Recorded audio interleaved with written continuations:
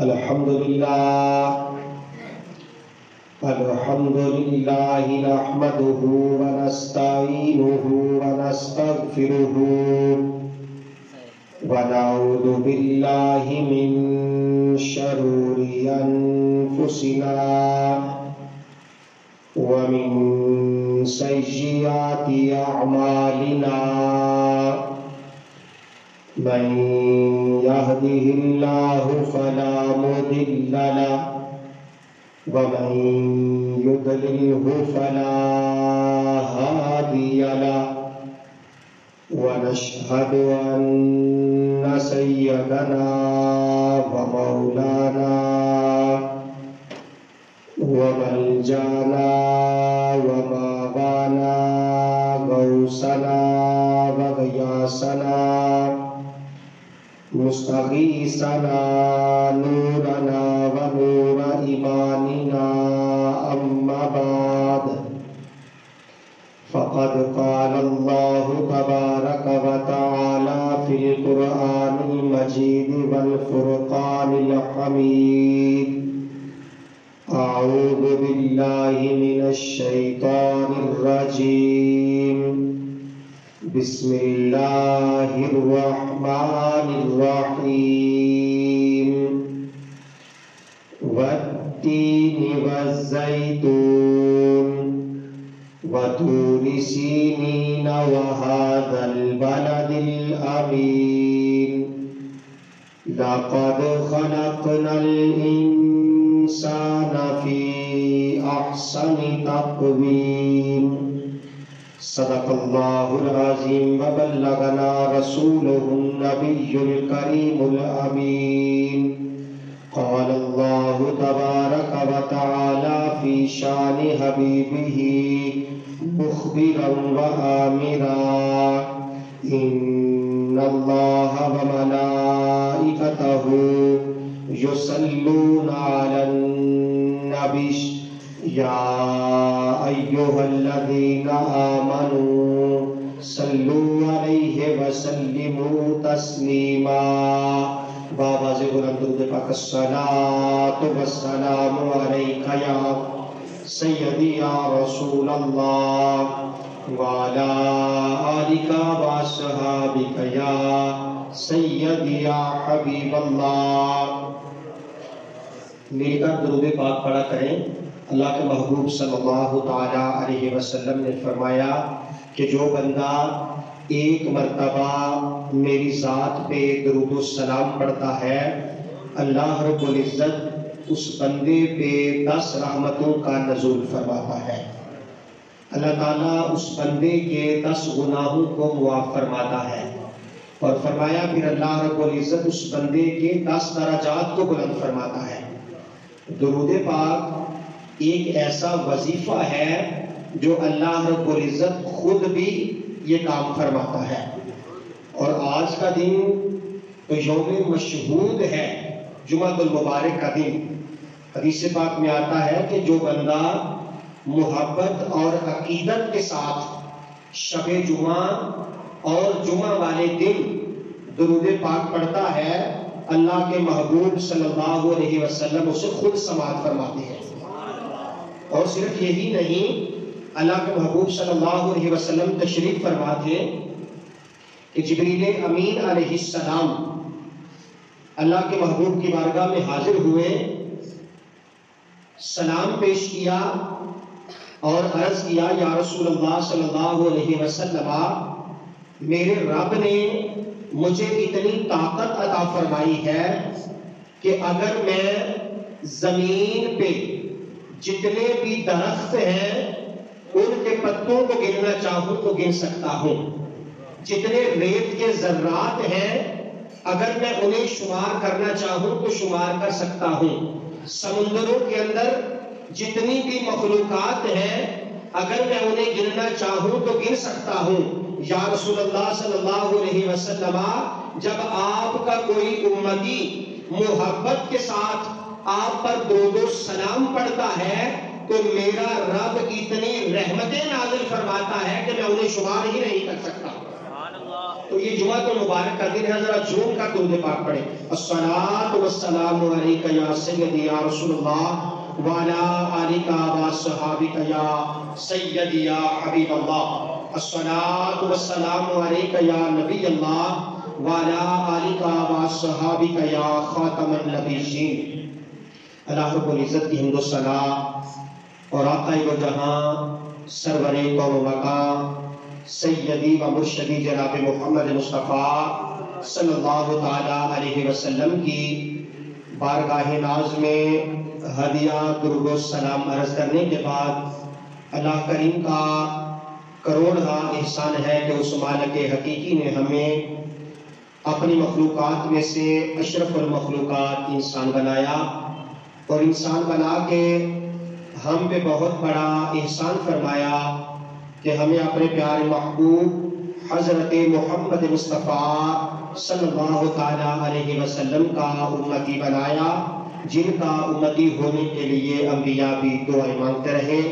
تو برادران اسلام، آج کا جمعۃ المبارک ماہ ربیع الثانی شریف کا جمعۃ المبارک ہے، اور اس مہینے کو جہاں بڑی عظمتیں اور نسبتیں حاصل ہیں، اسی جگہ پہ اس مہینے کو ایک بہت بڑی نسبت حضور پیر جیلانی غوث سمدانی شہباز لامکانی سیدنا شیخ عبد القادر جیلانی الحسنی والحسینی آپ کے ساتھ بھی حاصل ہے کہ آپ کا وصال باکمال اسی مہینے میں ہوا.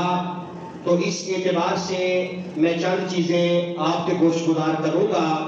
اللہ رب العزت کی بارگاہ میں دعا ہے کہ مالک میری زبان پہ کلمہ حق جاری فرمائے، مجھے اور آپ سب کو اس پہ عمل کی توفیق عطا فرمائے.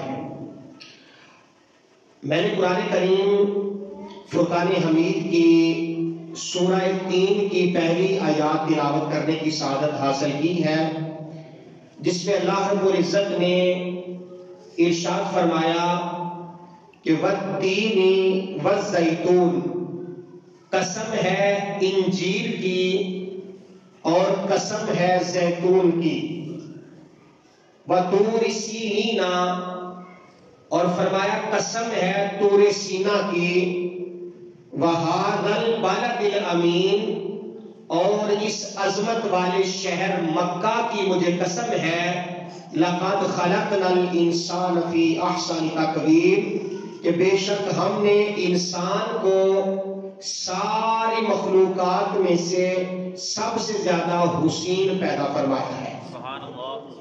اللہ رب العزت نے بہت ساری مخلوقات کو وجود عطا فرمایا ہے، یعنی کائنات میں جتنی بھی مخلوقات ہیں سب کا تخلیق کرنے والا میرا اور آپ کا خالق و مالک واحد و یکتا اللہ رب العزت ہے. فرمایا جہاں ساری مخلوقات کو وجود عطا فرمایا، فرمایا سب کی اپنی اہمیت ہے، سب کی اپنی شان ہے، سب مخلوقات کا اپنا مقام ہے، لیکن فرمایا جو سب سے عزت اور عظمت اور خوبصورتی والی مخلوق ہے، فرمایا وہ میں نے انسان کو پیدا فرمایا ہے. یعنی اللہ رب العزت نے انسان کی تخلیق کا ذکر کرنے سے پہلے 4 قسمیں ارشاد فرمائی ہیں. ٹھیک ہے جی، 4 قسمیں ارشاد فرمائی ہیں. پہلا فرمایا مجھے قسم ہے انجیر کی، مجھے قسم ہے زیتون کی، مجھے قسم ہے طور سینا کی، اور فرمایا مجھے قسم ہے عظمت والے شہر مکہ مکرمہ کی. یعنی 4 قسمیں ارشاد فرمائی. اور پھر فرمایا کہ ہم نے انسان کو سب سے زیادہ خوبصورت پیدا فرمایا. یہ احسن جو ہے اگر گرامر میں دیکھا جائے تو اس میں تفضیل ہے، اس میں ہوتا ہے کہ اس میں خوبصورتی زیادہ ہوتی ہے، یعنی سب سے خوبصورت انسان کو بنایا. اس کو بنایا جی. اگر اللہ تعالیٰ ایسے بھی فرما دیتا کہ ہم نے انسان کو سب سے خوبصورت پیدا فرمایا تو وہ تو سب سے زیادہ سچ والی ہستی ہے، کسی کو کوئی اعتراض نہ ہوتا، لیکن 4 قسمیں ارشاد فرما کے فرمایا کہ ہم نے انسان کو سب سے احسن پیدا فرمایا۔ اب محدثین کرام اور مفسرین اس آیات کی شرح میں لکھتے ہیں کہ آسمانی کتابیں 4 ہیں۔ کتنی ہیں جی؟ 4 ہیں۔ سارے بولے کتنی کتابیں ہیں؟ 4۔ فرمایا تورات، زبور، انجیل اور چوتھی کون سی ہے جی؟ قرآن پاک۔ 4 آسمانی کتابیں ہیں۔ وہ فرماتے ہیں 3 زیتون اور طور سینا اور ھذا البلد الامین جو ہے، اس سے مراد اللہ نے 4 کتابیں لی ہیں۔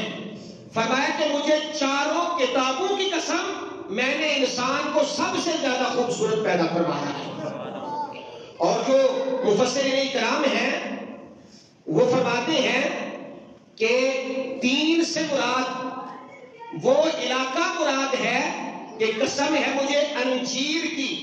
فرمایا انجیر سے مراد وہ علاقہ مراد ہے جہاں پہ انجیر پائی جاتی ہے، یعنی جہاں پہ حضرت عیسیٰ علیہ السلام کی ولادت ہوئی تھی اور وہاں پہ انجیر عام تھی۔ اور فرمایا قسم ہے زیتون کی، اس علاقے کی قسم فرمائی جہاں پہ زیتون تھا۔ اور فرمایا قسم ہے طور سینا کی، اس سے مراد حضرت موسیٰ علیہ السلام کا علاقہ ہے جہاں پہ تورات نازل ہو رہی تھی۔ اور فرمایا مجھے قسم ہے اس امن والے شہر مکہ کی جس میں قرآن نازل ہو رہا ہے، کہ یہ شخصیت جو انسان ہے ہم نے سب سے زیادہ خوبصورت پیدا فرمایا ہے۔ میرے بھائیوں، اب سوچنے والی بات یہ ہے کہ ساری مخلوقات میں جو افضل ہے، جو خوبصورت ہے، وہ انسان ہے۔ وہ کیا ہے؟ انسان۔ اب سارے انسان برابر نہیں ہیں، سارے انسان برابر نہیں ہیں۔ اب سارے انسانوں میں ایمان والے جو ہیں باقیوں سے افضل ہیں۔ ایمان والے کیا ہیں جی؟ افضل ہیں، باقی لوگوں سے افضل ہیں، اعلیٰ ہیں، کہ اللہ نے انہیں ایمان عطا فرمایا ہے۔ اب ایمان والوں میں بھی اگر دیکھا جائے تو جو اللہ کے نیک بندے ہیں، جو اللہ سے زیادہ ڈرنے والے ہیں، وہ زیادہ افضل ہیں۔ اب ایسے ہی اگر چلتے جائیں تو باقی مخلوقات میں سے انبیاء علیہ السلام وہ افضل ہیں، انبیاء میں سے رسول افضل ہیں، پھر رسولوں میں اول العزم انبیاء افضل ہیں، اور جہاں پہ ساری کائنات کے حسین اور افضل لوگوں کی حد ہے، میرے اور آپ کے آقا مولا کی شان وہاں سے شروع ہوتی ہے۔ یعنی سب سے افضل میرے اور آپ کے آقا مولا ہے۔ میرے بھائیوں، جس طرح انسان ہونے میں سارے برابر ہیں، پھر انسانوں میں اللہ نے درجے رکھے ہیں، رسولوں میں درجے رکھے ہیں۔ روح تو اللہ کا امر ہے جو ہر انسان کے اندر موجود ہے، پھر جیسے جیسے روح اللہ کے قرب میں جاتی ہے تو اس کا مرتبہ اور مقام بڑھتا جاتا ہے۔ فرمایا سب میں پھر انبیاء، شہداء اور صالحین۔ اب انہی صالحین میں سے آج جس شخصیت کا میں آپ کے سامنے ذکر کروں گا، انہیں غوث اعظم پیر جیلانی سیدنا شیخ عبد القادر جیلانی الحسنی والحسینی آپ کا اسم گرامی ہے۔ میرے بھائیوں، حضور غوث اعظم رضی اللہ تعالیٰ عنہ، جن کا نام نامی اسم گرامی جو ہے وہ عبد القادر ہے۔ کیا نام ہے جی؟ عبد القادر۔ عبد القادر، قادر کا بندہ۔ اب شیخ عبد القادر رضی اللہ تعالیٰ عنہ، اگر آپ کے نسب کو دیکھا جائے تو آپ کا شجرہ نسب اپنے والد محترم کی طرف سے سیدنا امام حسن رضی اللہ تعالیٰ عنہ کے ساتھ جا کر ملتا ہے، اور اگر آپ کی والدہ محترمہ کے نسب کو دیکھا جائے تو آپ کی والدہ محترمہ کا نسب امام علی مقام امام حسین علیہ السلام کے ساتھ جا کر ملتا ہے۔ آپ حسنی حسینی سید ہیں، آپ کو دونوں نسبتیں حاصل ہیں۔ اور حضور غوث اعظم کا جو ولادت ہوئی ہے وہ رمضان المبارک میں ہوئی تھی، اور اگر والدین نیک ہو، ان کا تقوی اچھا ہو، تو پھر اللہ تعالیٰ بیٹا بھی عبد القادر جیسا عطا فرماتا ہے۔ یعنی کیوں بیٹا عبد القادر نہ ہوتا؟ آپ کے والد محترم جناب سید محمد موسیٰ، آپ کا لقب ہے جنگی دوست رحمت اللہ تعالی علیہ، آپ سادات گھرانے میں سے تھے۔ میں نے عرض کیا کہ آپ کا شجرہ نسب امام حسن سے جا کے ملتا ہے۔ آپ کے والد محترم دریا کے کنارے چل رہے تھے، آپ نے واقعہ عام سن رکھا ہے، حصول برکت کے لیے عرض کرتا ہوں کہ آپ نے دریا کنارے چلتے چلتے ایک بڑا خوبصورت سیب دیکھا۔ جب سیب دیکھا تو دیکھ کر آپ نے اسے کھا لیا۔ جب سیب کھا لیا تو دل میں یہ خیال آیا کہ مجھے تو پتہ ہی نہیں کہ اس سیب کا مالک کون ہے، یہ تو دریا میں چلتا آ رہا تھا، میں نے پکڑا اور کھا لیا۔ دل میں فوراً خیال آ گیا کہ میں دیکھتا ہوں اس کا مالک کون ہے، یہ تو اس کا سیب ہے، میں اس سے معافی مانگوں گا کہ میں نے اس کے باغ کا سیب کھا لیا ہے۔ آج نہ جانے ہم کیا کیا کھا جاتے ہیں اور ہمارے دل میں کبھی خیال نہیں آیا کہ ہم حلال کھا رہے ہیں یا حرام کھا رہے ہیں۔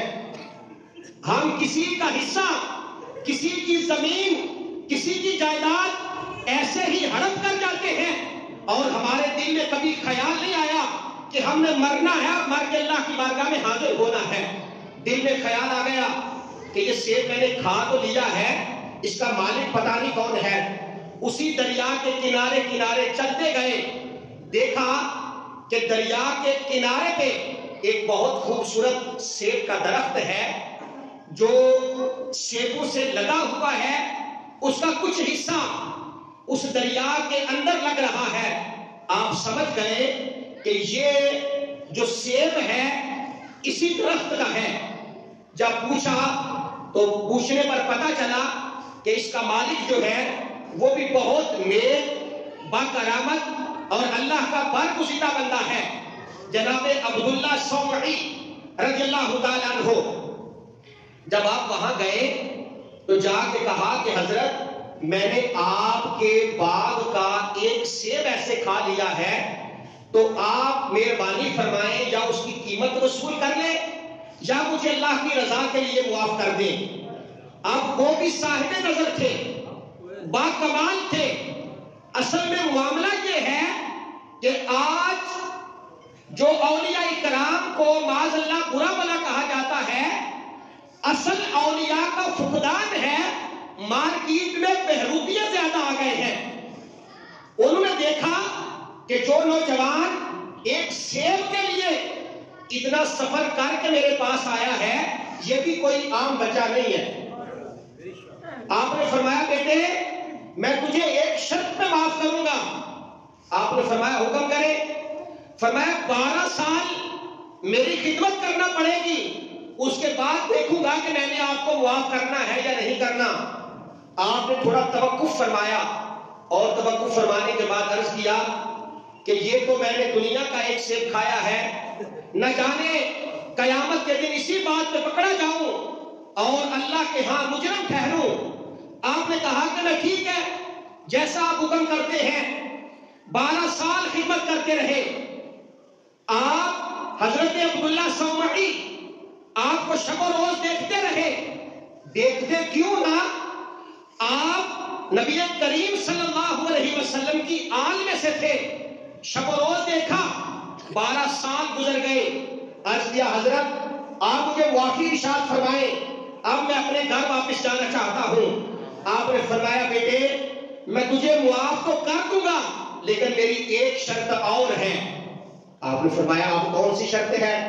تو فرمانے لگے کہ تجھے میری بیٹی کے ساتھ نکاح کرنا ہوگا، لیکن میری بیٹی جو ہے وہ آنکھوں سے معذور ہے، زبان سے گونگی ہے، ہاتھ اس کے پکڑ نہیں سکتے، پاؤں سے وہ چل نہیں سکتی، یعنی مکمل اپاہج ہے، نہ دیکھ سکتی ہے نہ سن سکتی ہے، نہ بول سکتی ہے، نہ چل سکتی ہے، نہ پھر سکتی ہے، تجھے اس کے ساتھ نکاح کرنا ہوگا۔ آپ پھر خاموش ہو گئے، پھر کہا کہ جو اللہ کی مرضی ہے۔ یعنی اولیاء کے اندر یہ مقام ہے۔ بعض ایسے لوگ ہیں جو گناہ کبیرہ کو ترک کر دیتے ہیں، وہ بھی اللہ کے نیک بندے ہیں۔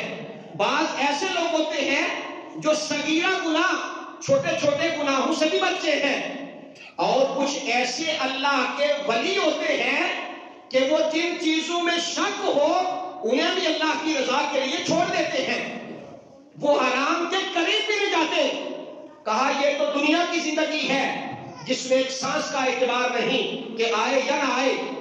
آپ نے کہا کہ ٹھیک ہے میں نکاح کرنے کے لیے تیار ہوں، اور ساتھ فرمایا کہ تجھے 2 سال مزید بیٹے یہاں رہنا پڑے گا۔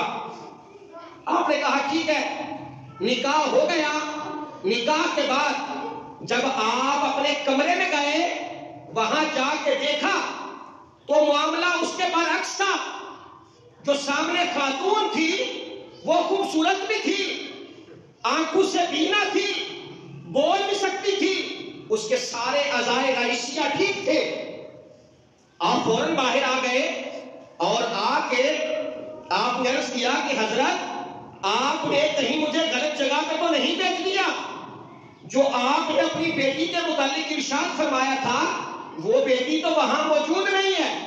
تو آپ نے فرمایا عبد القادر کے والد کو کہ اے محمد موسیٰ جنگی دوست، جو میں نے کہا تھا وہی بیٹی تیرے کمرے میں موجود ہے۔ کیوں نہ ہوتی، سید زادی تھی، میرے اور آپ کے آقا مولا تشریف فرما تھے۔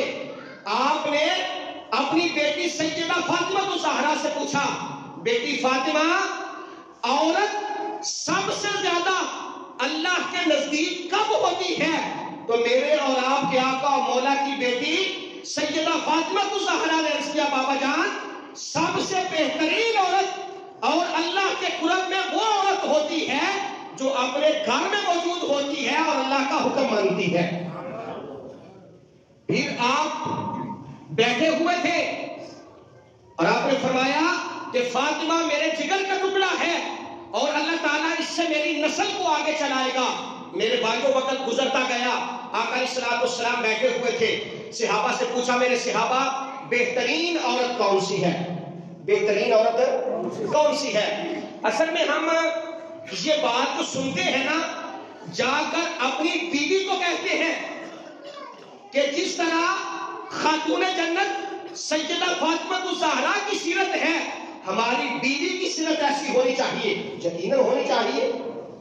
اور جب ہم ازواج مطہرات کی بات سنتے ہیں تو ہم یہ چاہتے ہیں کہ ہماری بیوی میں یہ خصوصیات ہونی چاہیے۔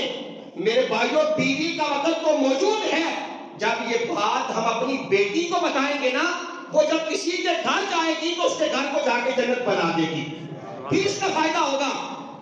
میرے بھائیوں، آپ نے کہا کہ بہترین عورت کون سی ہے؟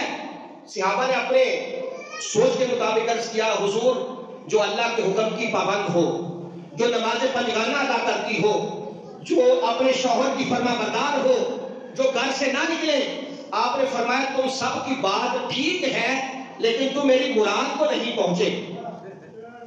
آپ نے پھر پوچھا، جناب علی شیر خدا کی ہستی وہ تھی کہ جن کا دروازہ مسجد نبوی شریف کے اندر کھلتا تھا۔ حضرت علی شیر خدا اٹھے اور اپنے اندر چلے گئے، جا کے سیدہ فاطمہ الزہرا سے پوچھا کہ سرکار پوچھ رہے ہیں کہ بہترین عورت کون سی ہے؟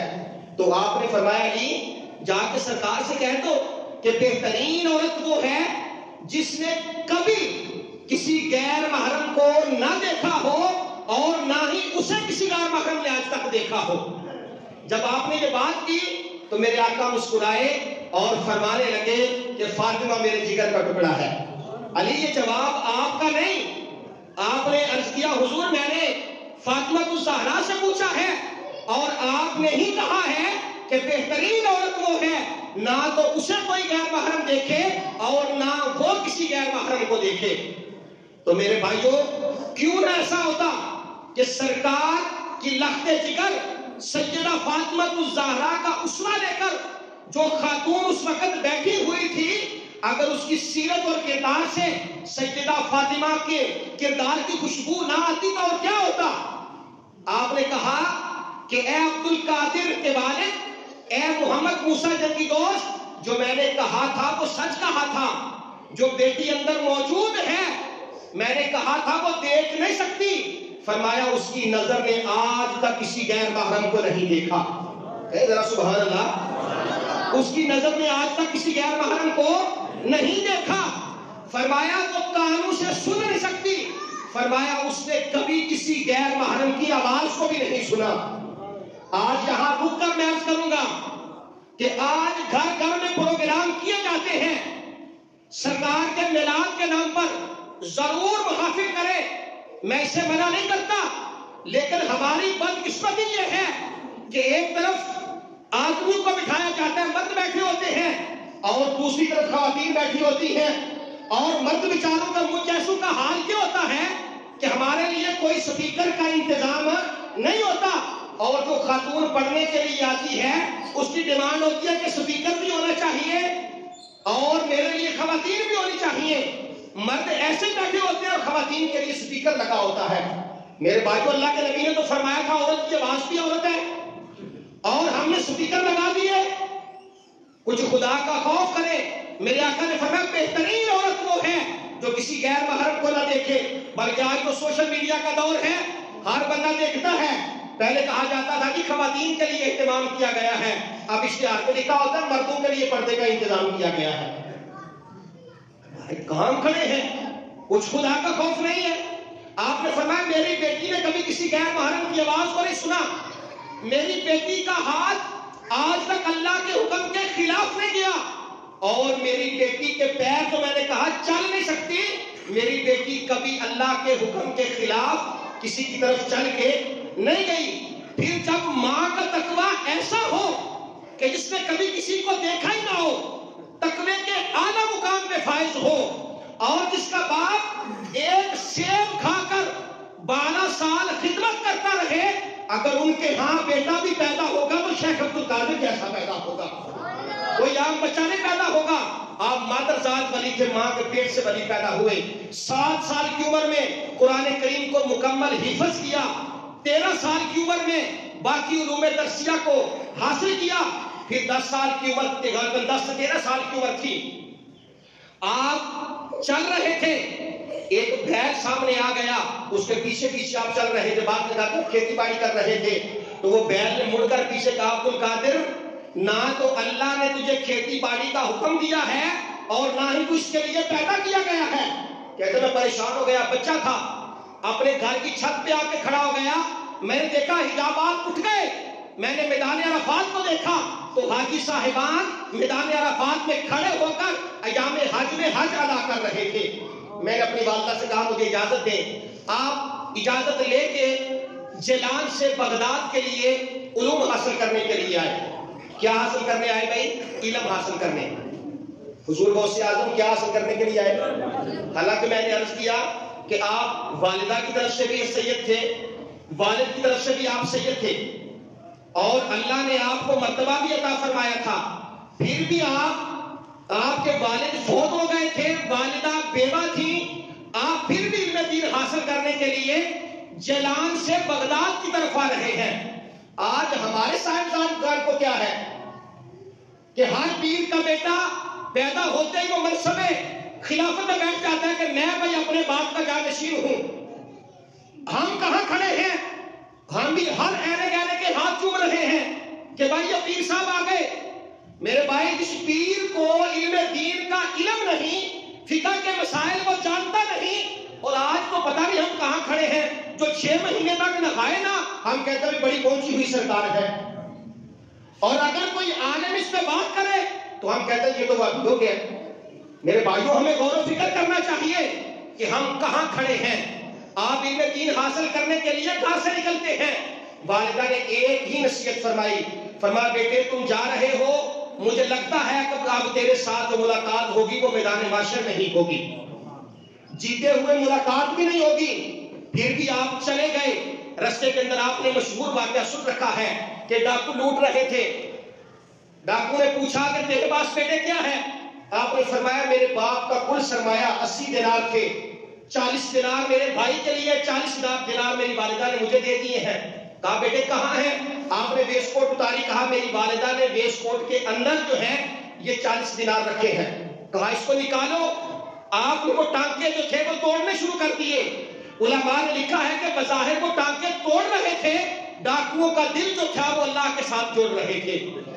وہ کہنے لگا بیٹے یہ بات مجھے کس نے بتائی ہے؟ تو کہنے لگے کہ میں جب گھر سے نکلا تھا تو میری والدہ نے مجھے وصیت کی تھی، بیٹے جان چاہے چلی جائے تیری زبان پہ جھوٹ نہیں آنا چاہیے۔ کیا نہیں آنا چاہیے؟ جھوٹ نہیں آنا چاہیے۔ تو وہ ڈاکو کہنے لگا سردار ان کا کہ یار تو اپنی ماں کی بات کا اتنا مان رکھ رہا ہے، ہم تو کئی سالوں سے اللہ کا حکم توڑ رہے ہیں، کیا ہمیں معافی مل سکتی ہے؟ تو آپ کا بچپن کا عالم تھا، فرمانے لگے کہ اللہ کی بارگاہ میں توبہ کا دروازہ تو کھلا ہوا ہے، جب بھی توبہ کرو گے اللہ تمہارے گناہوں کو معاف فرما دے گا۔ حضور غوث اعظم ایسے تھے، اور ہم نے سمجھ لیا کہ شاید 11ویں کا ختم کرانے والا آج حضور غوث اعظم کی تعریف ہوتی ہے نا، اسٹیج پہ بیٹھا ہر پیر چوڑا ہوتا ہے کہ میرے نانا کی تعریف ہو رہی ہے، حضور غوث اعظم کی تعریف ہو رہی ہے۔ میرے بھائیو حضور غوث اعظم 13 مختلف زبانوں میں اللہ تعالیٰ نے اتنا ملکہ عطا فرمایا تھا کہ آپ امت مسلمہ کو 13 مختلف زبانوں میں خطاب فرمایا کرتے تھے۔ شب و روز آپ قرآن و حدیث، فقہ و اصول، منطق و فلسفہ، آپ ہر طرح کے علوم جو ہیں وہ امت مسلمہ کو پڑھایا کرتے تھے۔ میرے بھائیو حضور غوث اعظم کسی حجرے میں بیٹھے ہوئے ایک بزرگ کا نام نہیں، بلکہ ہر موقع پہ جو شخصیت میدان عمل میں اتری ہے اس کا نام حضور غوث اعظم ہے۔ میرے بھائیو محدث ابن جوزی بہت بڑا محدث ہوا ہے۔ کسی آپ کا ایک مرید تھا، آپ کی بارگاہ میں بیٹھنے والا تھا، اس نے کہا یار میرا پیر بڑا کامل ہے، اور ہر مرید کو اپنے پیر پہ فخر ہوتا بھی ہے اور ہونا بھی چاہیے اگر پیر کامل ہے تو مولوی ہمیشہ تنقید کی نظر سے دیکھتا ہے، عقیدت کی نظر سے بہت کم دیکھتا ہے۔ آپ نے کہا کہ دیکھیں میں نے بڑے پیر محدث ابن جوزی کے پاس بیٹھنے والا وہ بندہ جو شیخ عبد القادر جیلانی کا مرید تھا، کہا حضرت کبھی چلو میرے ساتھ۔ آپ وہاں ایک دن کہا کہ چلو میں تمہارے پیر کے پاس چلتا ہوں۔ جب شیخ عبد القادر جیلانی کے پاس آئے تو شیخ عبد القادر جیلانی حسب معمول قرآن کریم کی تفسیر بیان فرما رہے تھے۔ کیا کر رہے تھے جی؟ تفسیر بیان فرما رہے تھے۔ کہہ ذرا سبحان اللہ۔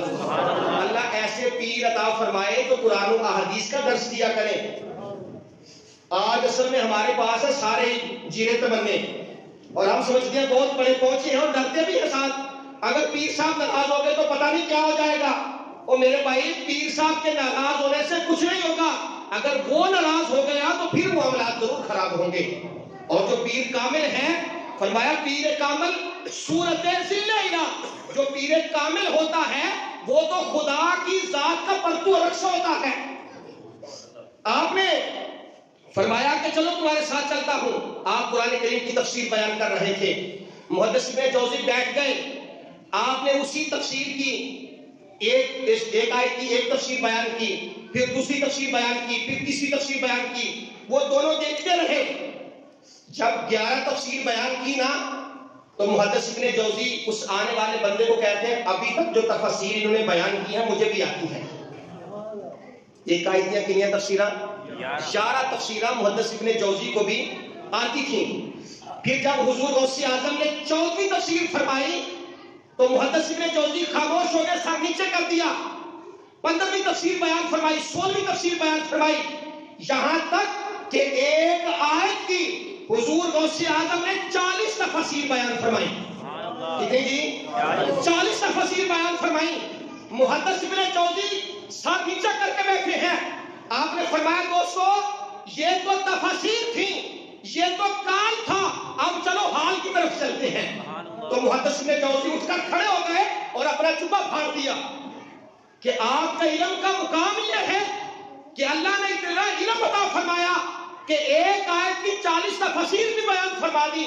فرمایا یہ تو کال تھا، اب آؤ حال کی طرف چلتے ہیں۔ کال اور ہے، حال اور ہے، بات دور نکل جائے گی۔ بس میں آخری بات عرض کرتا ہوں کہ میدان عمل میں اللہ کے ولی کھڑے ہوتے ہیں، وہ پشت پیچھے نہیں چھپتے، دیوار کے پیچھے نہیں چھپ جاتے کہ اب میدان عمل میں اترنے کا وقت ہو تو وہ میدان عمل میں اترتے ہیں۔ آپ نے محمود غزنوی کا نام سن رکھا ہے۔ شیخ محمود غزنوی کے جو لشکر کے لوگ تھے، علماء نے لکھا ہے کہ 70% سے زیادہ لوگ حضور غوث اعظم کے مرید تھے، حضور غوث اعظم کے مرید تھے۔ تو میں بس ایک بات عرض کرتا ہوں آخری، ایک دفعہ بغداد کے اندر ایک عیسائی آ گیا، اور عیسائی نے آ کے لوگوں کو قائل کرنا شروع کر دیا کہ بھائی دیکھو قرآن کریم نے، آپ کا جو قرآن ہے، آپ کی جو کتاب ہے، اس میں ہمارے نبی کی شان کو اللہ نے بیان فرمایا ہے۔ کیا کیا ہے جی؟ شان کو اللہ نے بیان فرمایا ہے کہ ہمارے نبی کو اللہ نے بغیر باپ کے پیدا فرمایا، ہمارے نبی نے 3 دن کے اندر اعلان نبوت کا اعلان کیا، کتاب کہا مجھے اللہ نے کتاب عطا فرمائی، ہمارا نبی وہ تھا جو مٹی کا پرندہ بناتے، اس میں پھونک مارتے وہ ہوا میں اڑنا شروع کر دیتا، مادر زادندے کو ہاتھ پھیرتا اللہ شفا دیتا، کوڑ کی بیماری والے کو ہاتھ پھیر کے اللہ شفا دیتا، ہمارا نبی مردوں کو پیر کی ٹھوکر مار کے کہتا قم باذن اللہ، میرے رب کے حکم کے ساتھ کھڑا ہو جا، تو مردہ بھی اٹھ کر کھڑا ہو جاتا۔ کیا تمہارے نبی کی یہ شانیں قرآن میں موجود ہیں؟ اب یہ جو ہمارا خطہ ہے نا پاکستان انڈیا، یہ تو ویسے جمہوری ملک ہے، ہر بندے کو حق ہے جو مرضی بندہ امام مہدی ہونے کا دعویٰ کر دیتا ہے، معاذ اللہ جو مرضی جو منہ میں آتا ہے وہ بک دیتا ہے۔ وہ مرزا بھی یہاں اس نے دعویٰ کیا تھا، ہمارے سیالکوٹ میں تھا، اور ہم لوگ اس کی بات سننا شروع کر دیتے ہیں۔ پہلے وہ مختلف جگہ پہ باتیں کرتا رہا، بالآخر وہ بغداد کے ایک چوک میں آ گیا، چوراہے میں آ گیا۔ اس نے کہا بھائی مسلمان کہتے ہیں کہ ہمارے نبی کی بڑی شان ہے، ان کی کتاب قرآن کریم میں دیکھو ہمارے نبی کی کتنی شانیں موجود ہیں، اگر تمہارے نبی کی کوئی شان ہے تو میرے ساتھ آ کے بات کرو۔ علماء جاتے، کسی کی دال وہاں پہ نہ گلتی، کسی نے آ کے حضور غوث اعظم سے کہا حضرت فلاں چوک میں ایک عیسائی کھڑا ہے اور وہ یہ باتیں کرتا ہے، آپ نے فرمایا چلو جا کر اس سے بات کرتے ہیں۔ نانے کے دین پہ بات آ گئی ہے، اب عزت رسول کی بات آ گئی، ہم نکلیں گے میدان عمل میں۔ آپ اس بغداد کے چوک میں آئے، آپ نے فرمایا ذرا کہہ تو کیا کہتا ہے؟ اس نے کہا میں اس طرح کہتا ہوں کہ ہمارا نبی مردوں کو زندہ کرتا تھا۔ آپ نے فرمایا پادری ساری روئے زمین پہ جتنے بھی عیسائی موجود ہیں، کیا حضرت عیسیٰ علیہ السلام کا کوئی ایک امتی، عیسیٰ علیہ السلام کا ماننے والا کوئی ایک عیسائی آج کے اس دور میں مردے کو زندہ کر سکتا ہے؟ وہ خاموش ہو گیا۔ کیا ہو گیا جی؟ کوئی زندہ کر سکتا ہے؟ وہ پادری خاموش ہو گیا، کہنے لگا ایسا تو نہیں ہے۔ آپ نے فرمایا پادری کان کھول کر بات سن، ہمارے نبی بظاہر دنیا سے پردہ فرما گئے، اگر تو یہ چاہتا ہے کہ تمہارے نبی کی شان بہت بڑی ہے اور پوری عیسائیت میں کوئی بھی ایسا بندہ نہیں جو آج مردے کو زندہ کر سکے، میں رب قدوس کی قسم کھا کے کہتا ہوں امت مصطفیٰ میں سرکار کے ایسے بڑے غلام ہیں جو آج بھی اپنے پیر کی ٹھوکر سے مردے کو زندہ کر سکتے ہیں، کسی مردے کو اٹھا سکتے ہیں۔ اس نے کہا اٹھا کر دیکھیں۔ آپ نے فرمایا یا تو اٹھا یا میں اٹھاؤں گا۔ تاریخ گواہ ہے، بہجت الاسرار میں ہے کہ وہ دونوں احباب مجمع بھی ساتھ جو سب سے پرانی قبرستان میں قبر تھی، کہنے لگا آپ اس کو اٹھا کر کے، حضور غوث اعظم نے پیر کی ٹھوکر ماری، مردے کو اٹھا دیا۔ مردہ کہنے لگا کیا قیامت آ گئی ہے؟ آپ نے فرمایا قیامت نہیں آ گئی، سرکار کے ایک امتی کو کرامت کی ضرورت پڑ گئی ہے۔ میرے بھائیوں آج ہم کرامات دیکھ کر پریشان ہو جاتے ہیں۔ کرامت، میرے حضرت فرماتے ہیں کرامت ایک حجاب ہے۔ کسی نے کہا حضرت اللہ نے آپ کو قطبیت عطا فرمائی، تو میرے شیخ کامل حضرت خواجہ قمر الدین احمد نور اللہ مرکزہ، آپ فرمانے لگے قاضی صاحب اللہ کی بارگاہ میں پہنچنے کے لیے قطبیت بھی ایک حجاب ہے۔